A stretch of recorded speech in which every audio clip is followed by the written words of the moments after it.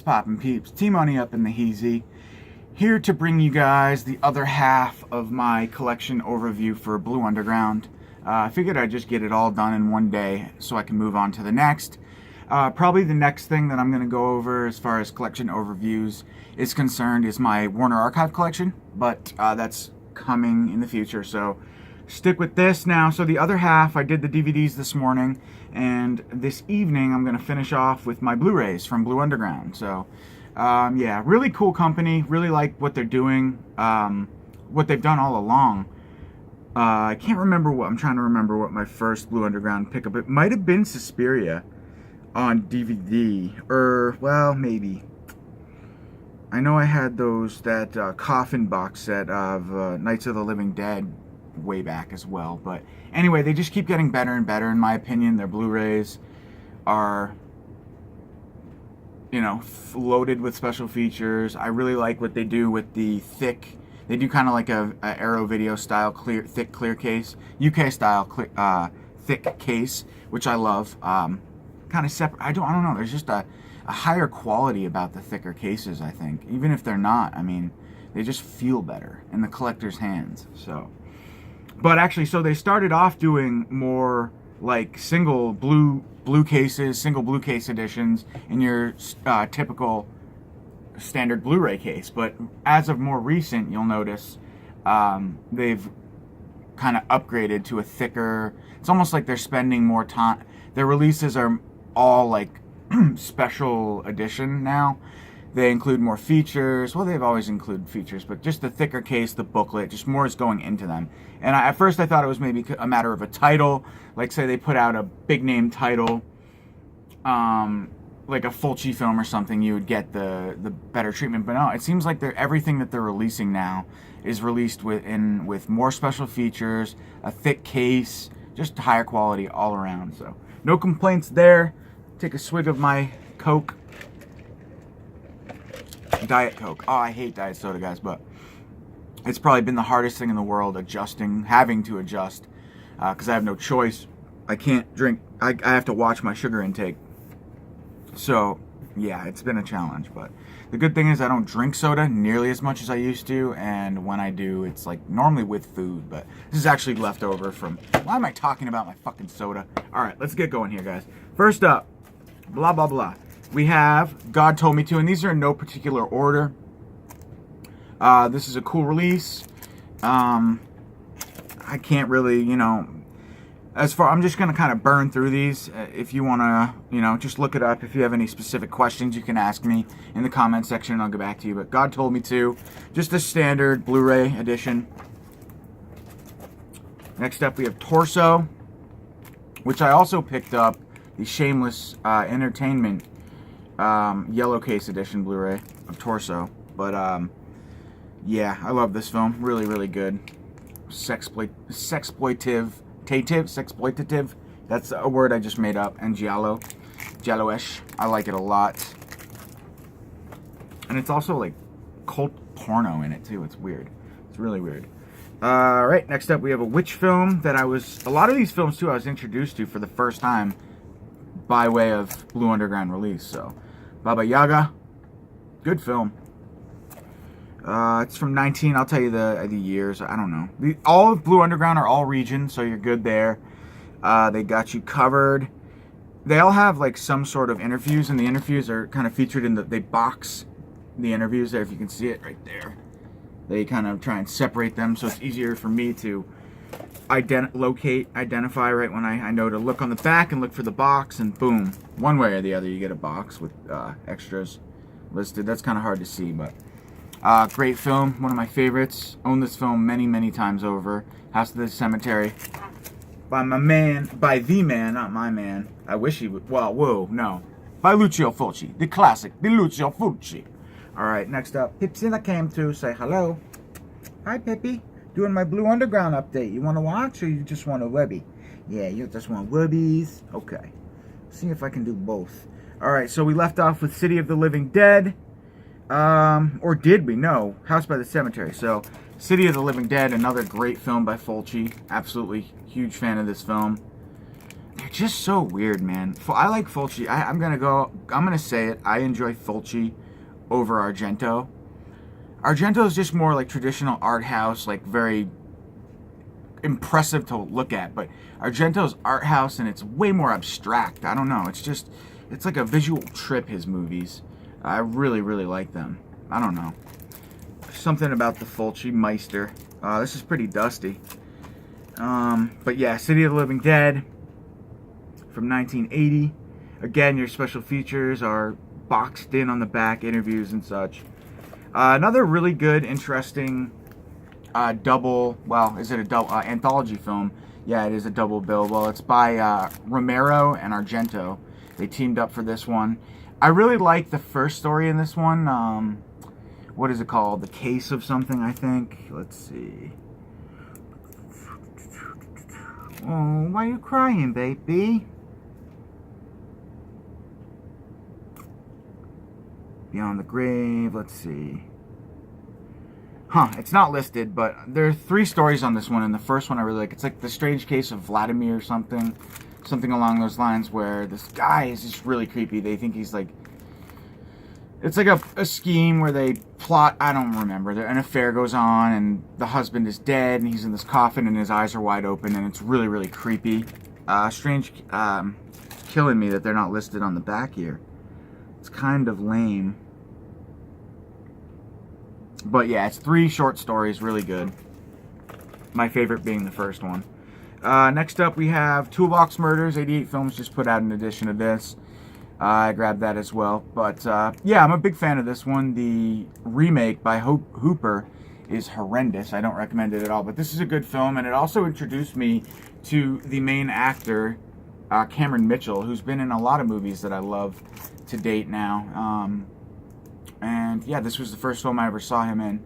The Demon is one that I recently watched with him, and it was really good. So anything Cameron Mitchell I'll buy for the most part.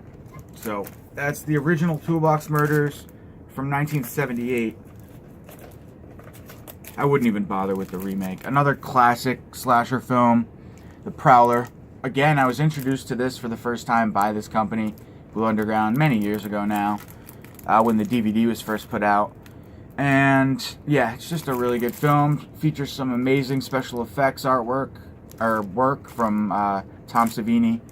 Probably one of the best gunshot to the head explosion scenes ever on film.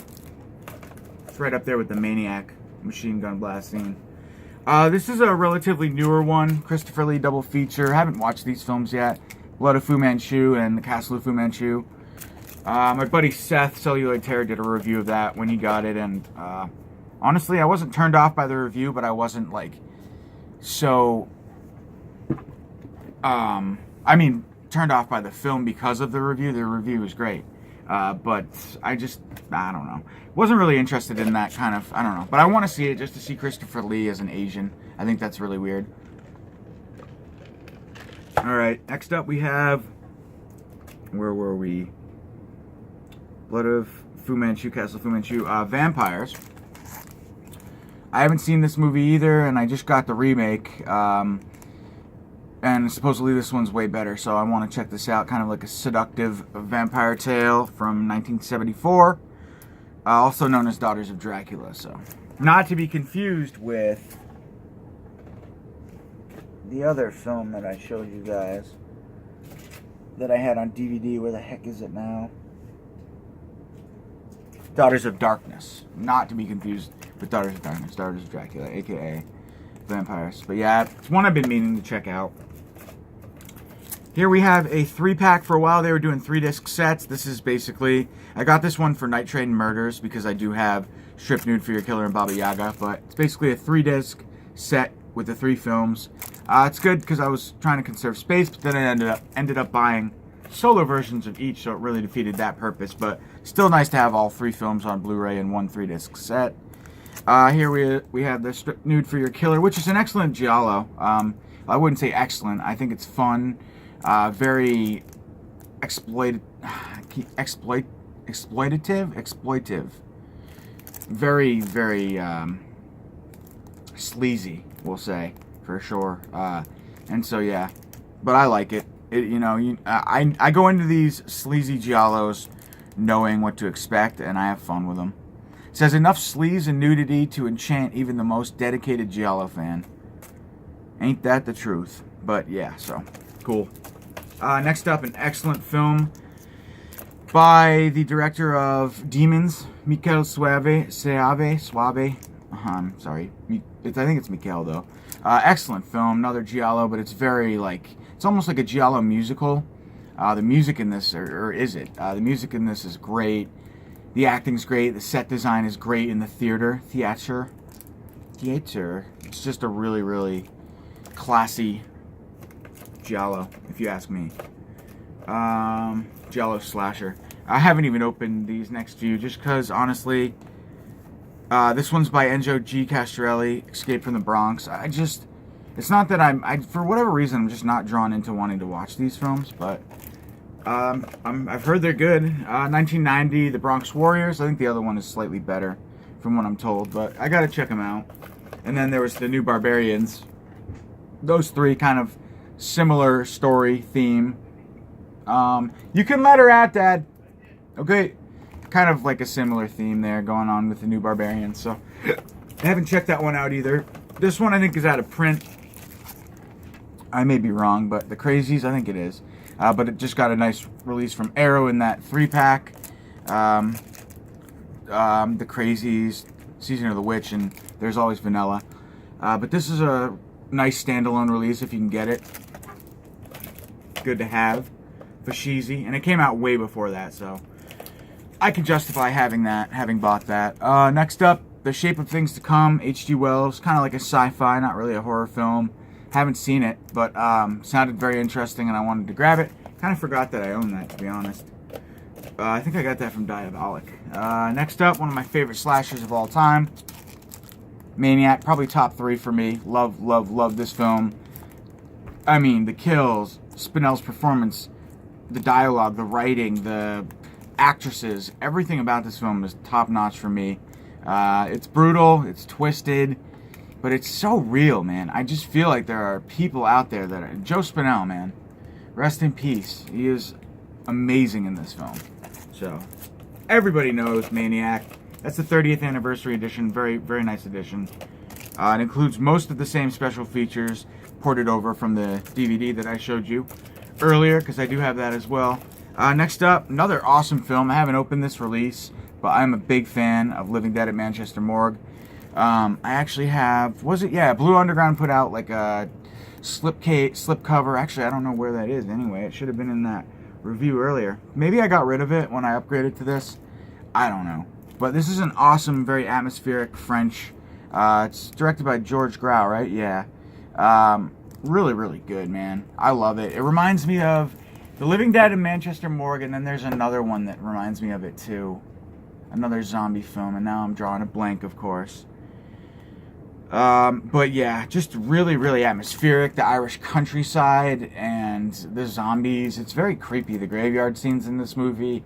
Really, really like it. I always kind of pair this one with Grapes of Death. They're both similar atmosphere to me, so that's the film I was thinking of. And Grapes of Death that's not George Grau. The Iron Cross or whatever, the Iron something. Yeah, can't think of his name, but anyway, good films, definitely. Circus of Fear, double feature, 5 Golden Dragons. Basically bought this for Circus of Fear, but it doesn't hurt to have another movie. I used to own the Blu-ray or the DVD edition from Blue Underground, but I don't anymore. I don't know what happened to it. Of Circus of Fear, I enjoy the film quite a bit. And let's see. Circus of Fear is from 66, and 5 Golden Dragons is from 67. So, next up, we have another double feature. I love this film, Hell of the Living Dead and Rats. Rats Nights of Terror, I have to watch again. It's been a long time, and I feel like I was drunk or something when I watched it, because I don't really remember it. I remember liking it and having a good time, but Hell of the Living Dead is one of my favorite zombie flicks. Nightmare City and Hell of the Living Dead, I think, should have been paired together for this double feature. I think they're, like, one and the same as far as just the feeling of those movies. I love both of them, and I always watch them, like, kind of marathon them together. So yeah, Hell of the Living Dead, awesome. Nightmare City, awesome. Watch them as a double feature. I was kind of bummed that wasn't, but hey, I'm happy with Rats Nights of Terror. It's a cool one too. Next up is kind of a weird haunted house type film, The Nesting. It's not bad. It just doesn't really capture my interest. I tried watching it a bunch of times, and I got through it finally. But I didn't love the film, I'm not going to lie. But still, it's worth owning, I think. If you're looking for kind of a newer, or more of an unknown, lesser known, is it religious? I can't, like, you know, a paranormal film from, haunted house film from the 70s, was it? It's not as clearly labeled on this one. 1980. Wow, I thought it was a late 70s, I guess. But so that's The Nesting. Next up, they put out two Lucio Fulci and a Dario Argento triple pack collection. We have City of the Living Dead, House by the Cemetery, and The New York Ripper, as if I didn't need these first two films again. But I actually needed The New York Ripper at the time, so I'm glad to have it now. I think it's the only version that I have on Blu-ray of The New York Ripper. So really nice collection. Again, it's a 3-disc set. 3 films on individual discs. And then we have Argento, of course, Cat o' Nine Tails, Deep Red, and Inferno. I think two of the first two there have beautiful releases by Arrow. I think they released Inferno as well, but yeah, just nice to have, for sure. There's always one film on these 3-disc sets that I don't own a million times, and it's good to have. In this case, it's Inferno. I thought I had the DVD of that too, but did I show that earlier? I can't even remember. Inferno and Opera. Yeah, I did. I do have it on DVD. I only grabbed that. I actually grabbed the DVD of Inferno after I grabbed the Blu-ray. Excuse me, because it was dirt cheap at FYE. So I just figured, hell, I'll pick it up. Kind of a random buy. But, so I'm not going to lie, these next two films I'm not really, they just don't really appeal to me, but I bought them because this is kind of the introduction to their thicker clear case edition. These actually both have hole punches in the barcode. I don't know why. I guess I must have bought them from the same seller. And I think I bought them later in the game. That's why. Because I got them for cheaper. Because sexploitation just isn't really my genre unless I'm in the mood for it. And I'm just not a lot of the time. You know, if I want to watch a porno, I'll watch a porno. But sexploitation is kind of that weird, like, I don't know. Maybe I don't know what I'm talking about. Maybe it's not softcore, but that's the kind of the impression I get. Sexploitation is more like movie / sex film, and I don't know. Whereas like porno is porno. You know what you're going to get when you watch a porno. But anyway, I could be completely wrong. I will be the first to admit that. Come on, guys, answer the fucking phone. Call from Barry BT.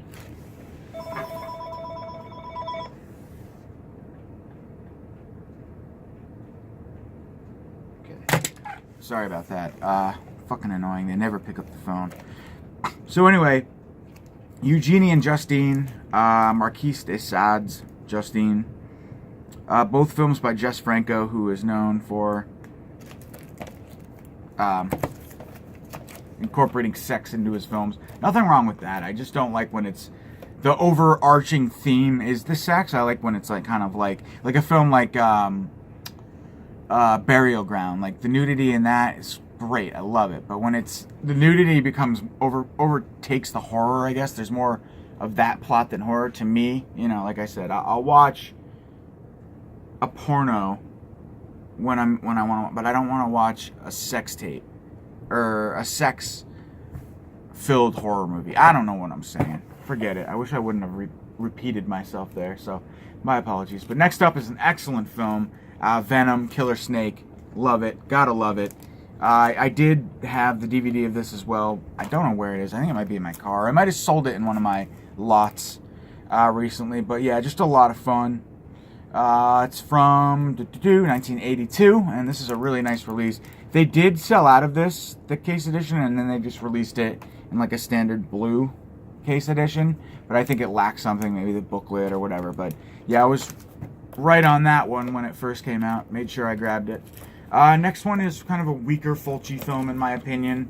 3-disc limited edition set of Manhattan Baby. It's really nice to have this though, because I bought the DVD way back and then I sold it because I wasn't really big on the film, the Blue Underground DVD that is, and then now that I'm collecting everything Fulci, everything Argento, everything Blue Underground for the most part, I had to grab it. So I don't regret repurchasing it for that edition. This is one of the only ones they released with a slipcover, I believe. Shockwaves. Really weird zombie flick, like Nazi zombie flick. I don't know if I like it that much. This is the guy that directed Night of the Living Dead 2, I think. Return of the Living Dead 2, I believe. It's okay. It's fun. Like, I'll watch it. And it actually has some rewatch value to me.